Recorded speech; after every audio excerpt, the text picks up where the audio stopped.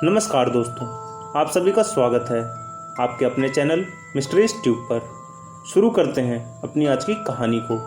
रांची से लगभग 40 किलोमीटर दूर एक बेहद ही खूबसूरत जलप्रपात स्थित है, जिसका नाम हुंड्रू जलप्रपात है। यह झारखंड के प्रमुख पर्यटन स्थलों में से एक है।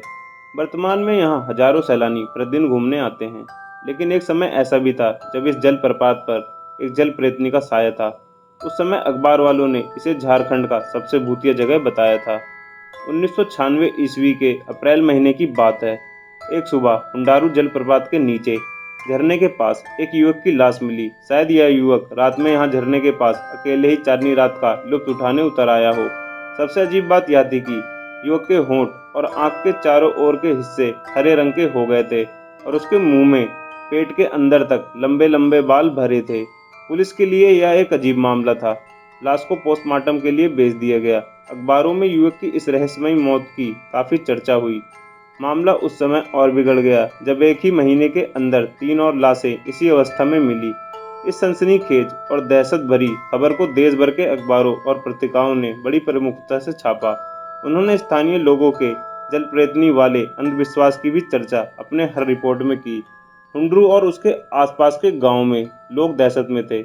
कोई भी रात को हुंड्रू के तरफ जाने की हिम्मत नहीं करता। प्रशासन के आदेश पर हुंड्रू को तत्काल पर्यटकों के लिए बंद कर दिया गया था और नीचे झरने तक जाने वाली मुख्य मार्ग पर पुलिस का पहरा बिठा दिया गया था। दिल्ली की द रॉयल चेस क्लब शतरंज खेलने वाले युवाओं के लिए एक बेहतरीन जगह थी। यह दिल्ली के एक पॉश इलाके में स्थित थी। इसके हॉल काफी बड़े थे और चारों तरफ कई कमरे बने थे। यह बिल्डिंग 2 मंजिला थी। बिल्डिंग के पीछे एक बड़ा सा पार्क था, जिसमें कई सारे टेबल कुर्सियों के साथ लगे थे। हाल में एक मेज पर आयुष और सौरभ शतरंज खेल रहे थे और वही बगल में कुर्सी पर बैठा सरस अखबार पढ़ रहा था। अचानक ही वह जोर जोर से हंसने लगा। आयुष और सौरभ उसके तरफ देखने लगे। अबे क्या हुआ, इतना पेट फाड़ कर क्यों हंस रहा है? आयुष ने सरस को टोका। सरस ने अपनी हंसी को किसी तरह से रोकते हुए कहा, देखो जरा, इन अखबार वालों को खुलेआम अंधविश्वास फैला रहे हैं। लिखा है हुंड्रू में एक जल प्रेतनी अब तक 3 लोगों को अपना शिकार बना चुकी है। अरे ये लोग अपना अखबार बेचने के लिए नए नए पैंतरे अपना रहे हैं। सौरभ ने फिर से अपना ध्यान शतरंज पर ले जाते हुए कहा, एक सप्ताह से सारे अखबार वाले किसी न किसी पन्ने पर इस खबर को छाप रहे हैं। आयुष ने गंभीरता से बात पर जोर डालते हुए कहा, मैंने पूरी रिपोर्ट पढ़ी है। पोस्टमार्टम करने वाले डॉक्टर भी परेशान हैं। पुलिस के तहकीकात में कुछ पता नहीं चल पा रहा है। हाँ, तो कोई शातिर अपराधी होगा जो अपने क्राइम को इतने परफेक्ट तरीके से करता है कि उसे पकड़ पाना इस मूर्ख और बददिमाग पुलिस वाले के बस की बात नहीं। सरस ने हल्की हंसी हंसी और हल्की चिढ़ के साथ जवाब दिया। लेकिन आयुष ने चर्चा को आगे बढ़ाते हुए कहा, तुम मानो या ना मानो, पर वहाँ हुंड्रू में जरूर कोई पिचासी शक्ति है जो लोगों को मार रही है। इस बात पर सरस और सौरभ दोनों हंसने लगे और आयुष का मजाक उड़ाने लगे। इस पर आयुष ने गंभीर होते हुए कहा, अगर उनमें इतना ही साहस है तो वह हुंड्रू जलप्रपात वाली झील पर कुछ रातें गुजार कर दिखाएं। बात ही बात में सरस और सौरभ हुंड्रू में रात बिताने को तैयार हो गए और आयुष को भी साथ चलने को कहा। शुरू में तो आयुष ने साथ चलने से मना किया, लेकिन जब उन्होंने कहा कि वहां रात में झरने के पास सिर्फ वही दोनों जाएंगे और आयुष होटल में ही उनका इंतजार कर सकता है, तो वह हुंड्रू चलने को तैयार हो गया। उन्होंने उसी दिन अपना सामान पैक किया और उसी रात रांची जाने वाली ट्रेन पकड़ ली। अगले दिन दोपहर 1 बजे के आसपास वो रांची पहुंच गए। उन्होंने रांची में कहीं ठहरने के बजाय हुंड्रू या हिंड्रू के आसपास ही ठहरना उचित समझा। उन्होंने ऑटो पकड़ी और हुंड्रू पहुंच गए। ऑटो वाले ने उन्हें हुंड्रू जलप्रपात को जाने वाली मुख्य द्वार पर उतार दिया। वहां पुलिस के कई जवान पहरा दे रहे थे। तीनों ने ही हुंड्रू गांव की तरफ प्रस्थान किया और अपने ठहरने के लिए स्थान ढूंढने लगे। वे तीनों कच्ची पगडंडियों पर चले जा रहे थे। दोनों तरफ दूर दूर तक खेत फैले हुए थे, जिसमें फसलें काटी जा चुकी थी। वे लोग जलप्रपात से लगभग 2 किलोमीटर की दूरी पर आ चुके थे। उन्हें खेतों के बीच एक फूस का घर दिखा। अचानक ही सरस बोल पड़ा, अंदर गांव जाने से अच्छा है हम क्यों ना इसी झोपड़ी में डेरा जमाएं। लगता है फसल काटने के बाद से यह वीरान ही पड़ा है। आयुष और सौरभ भी तैयार हो गए। वह झोपड़ी काफी बड़ी थी, उसमें 2 कमरे थे। हालांकि कोई चारपाई वगैरह नहीं थी। फसल काटने के समय किसानों ने फसलों की रखवाली करने के लिए इसे बनाया होगा। फसल कटने के बाद से यह वीरान पड़ा था। तीनों दोस्तों ने उसी झोपड़ी में अपना डेरा जमा लिया। थोड़ी ही दूर पर पानी का एक चापाकल था। उन लोगों ने नहा धोकर नाश्ता किया। जिसे उन्होंने अपने साथ लाया था। अब वो रात में हुंड्रू जाने का प्लान बनाने लगे। उन्होंने पुलिस को चकमा देकर बगल के रास्ते से हुंड्रू जलप्रपात के नीचे जाने का फैसला किया। रात के करीब 11:30 हो रहे थे। सरस और सौरभ ने झरने की तरफ जाने का फैसला किया। आयुष ने उसी झोपड़ी में उन दोनों का इंतजार करने का फैसला किया।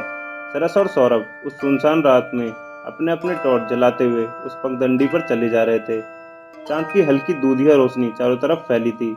मुख्य द्वार पहुंचने से पहले उन दोनों ने छुपकर पुलिस की गतिविधियों का जायजा लिया, लेकिन वहां कोई पुलिस थी ही नहीं। वे दोनों मुख्य द्वार के नजदीक गए, पर वह पूरी तरह से वीरान पड़ा था। लगता है पुलिस वाले भी डरकर भाग गए, सरस ने खिलखिलाकर हंसते हुए कहा। सौरभ ने भी इस हंसी में उसका साथ दिया। दोनों झरने की तरफ जाने वाली कच्ची सीढ़ियों से उतरना शुरू कर चुके थे। लगभग 700 से अधिक सीढ़ियों को पार करने के बाद वह जलप्रपात के नीचे उस जगह पहुंच गए जहां जलप्रपात नीचे गिरकर झील का रूप ले लेती है। जलप्रपात की तेज आवाज पूरे वातावरण में गूंज रही थी। साथ ही उस झील की कलकल करती आवाज भी उस वीरान चांदनी रात में किसी संगीत की लय की तरह लग रही थी। जलप्रपात के गिरते जल की छींटें हवा के साथ वातावरण में फुहारों की वर्षा कर रही थी।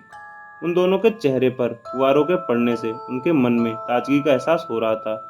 हल्की चांदनी रात में हुंड्रू का जलप्रपात और उसके चारों तरफ का वातावरण काफी मनमोहक लग रहा था।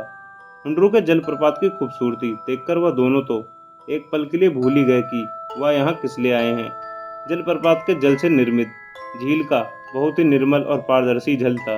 वो दोनों वहीं स्थित एक समतल चट्टान पर बैठ गए और इस मनोरम दृश्य का आनंद लेने लगे। लेकिन वह इस बात से अनभिज्ञ थे कि वह ऐसे भयानक जगह पर फंस चुके हैं जहाँ पर यह रात उनकी आखिरी रात हो सकती है।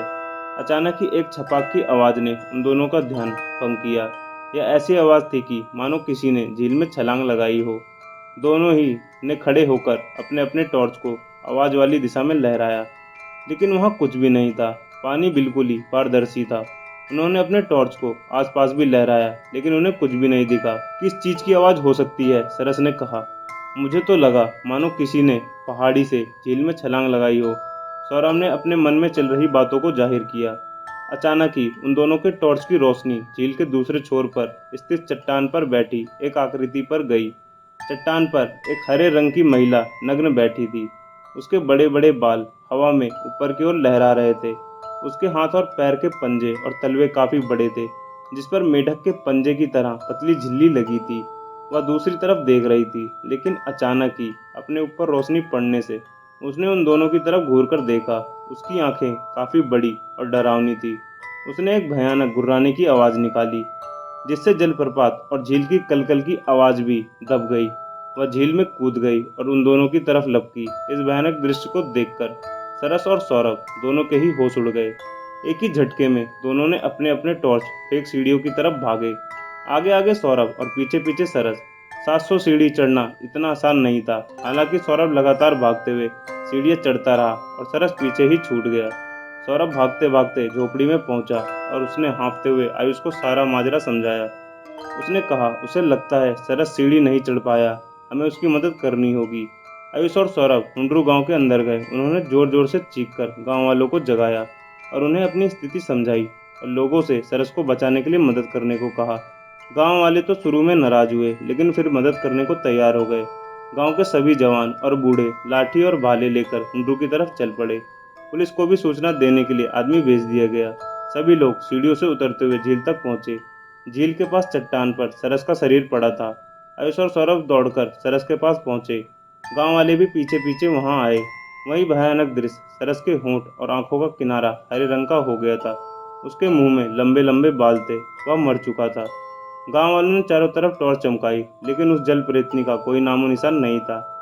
मैंने इस घटना के बारे में जब सुना तो इसका पता लगाने हुंड्रू जाने का मन बना लिया, ताकि मैं इस घटना को बेहतरीन ढंग से कहानी के रूप में आप लोगों के समक्ष प्रस्तुत कर सकूं। एक अच्छा लेखक वही है जो घटनाओं पर बारीकी से रिसर्च करे। मैंने 2021 के जनवरी महीने में हुंड्रू की यात्रा की। मैंने हुंड्रू जलप्रपात का लुत्फ उठाया। हुंड्रू जलप्रपात मानवों के लिए ईश्वर की ओर से एक बहुमूल्य भेंट है। इसकी सुंदरता अद्वितीय है। मैं हुंड्रू गांव गया और वहां के बड़े बुजुर्गों से 25 साल पहले की घटनाओं के बारे में बात की। कई बुजुर्गों ने मुझे उस घटना की सारी डिटेल्स दी जिसकी कहानी मैंने आपको सुनाई। यह घटना 1991 ईस्वी की है।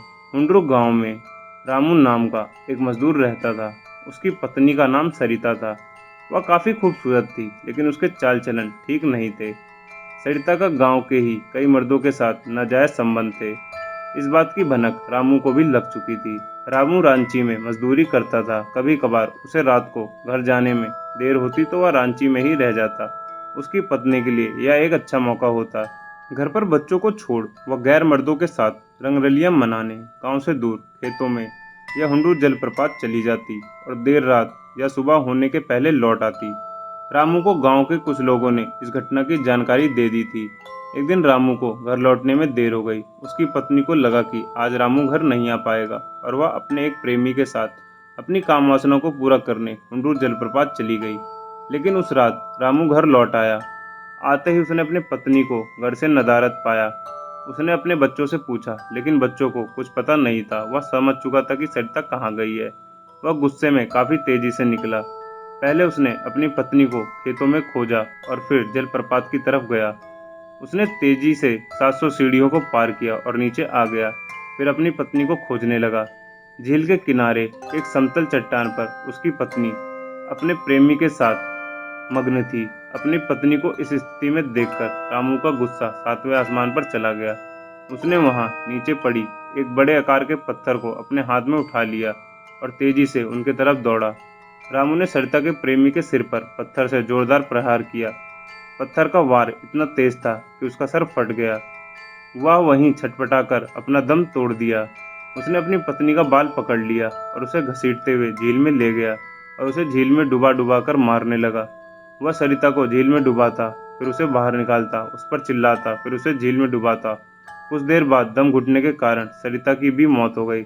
रामू गुस्से में पागल हो चुका था। वह सरिता के मरने के बाद भी कई मिनटों तक उसे पानी में डुबाता और बाहर निकालता रहा, फिर उसे पानी में ही छोड़ दिया। सरिता की लाश पानी के साथ बह गई। वह पानी से बाहर आकर वहीं चट्टान पर बैठ गया और सुबह तक बैठा रहा। बाद में उसे पुलिस के द्वारा गिरफ्तार कर लिया गया। सरिता की लाश कभी भी किसी को नहीं मिली। तो दोस्तों, आज की कहानी यहीं खत्म होती है। कहानी पसंद आई हो तो चैनल को सब्सक्राइब और वीडियो को लाइक जरूर करें। मिलते हैं एक और रोचक वीडियो के साथ। तब तक के लिए आप सभी को मेरा नमस्कार।